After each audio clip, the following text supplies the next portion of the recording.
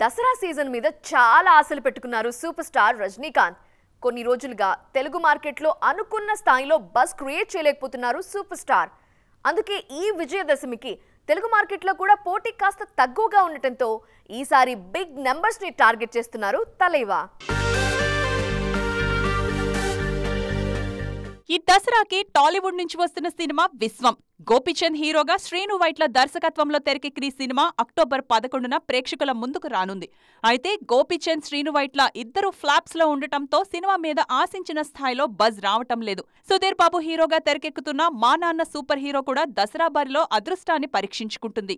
Super star Rajinikanth హీరోగా తెరకెక్కిన వేటయన్ team Dasara season మీద చాలా ఆశలు పెట్టుకుంది. తెలుగు మార్కెట్లో పెద్దగా పోటీ లేకపోవడంతో ఈసారి భారీ వసూళ్లను టార్గెట్ చేస్తోంది వేటయన్. బరిలో ఉన్న సినిమాలు చూస్తుంటే వేటయన్ కు ఏమాత్రం పాజిటివ్ టాక్ వచ్చినా భారీ వసూళ్లు రావటం పక్కా అన్న టాకే వినిపిస్తోంది. అలియా భట్ కూడా జిగ్రా మూవీతో దసరా సీజన్ లో తెలుగు మార్కెట్ మీద దృష్టి పెట్టారు. ఆల్రెడీ RRR తో వచ్చిన క్రేజ్ ను దృష్టిలో పెట్టుకుని తన ప్రతి సినిమాను తెలుగులో భారీగా రిలీజ్ చేస్తున్నారు అలియా. ఈసారి ఎలాగైనా ఇక్కడ కూడా హిట్ టాక్ తెచ్చుకోవాలని కష్టపడుతున్నారు. కన్నడ ఇండస్ట్రీలో భారీ బడ్జెట్ తో తెరకెక్కిన మార్టిన్ ఏకంగా 11 భాషల్లో రిలీజ్ అవుతోంది. ఈ సినిమా KGF మ్యాజిక్ ను రిపీట్ చేస్తుందన్న ఆశతో ఉన్నారు మేకర్స్. కానీ ఆల్రెడీ బరిలో ఉన్న సినిమాలతో పోల్చుకుంటే మార్టిన్ కు మన దగ్గర అంత బజ్ కష్టమే అంటున్నారు విశ్లేషకులు.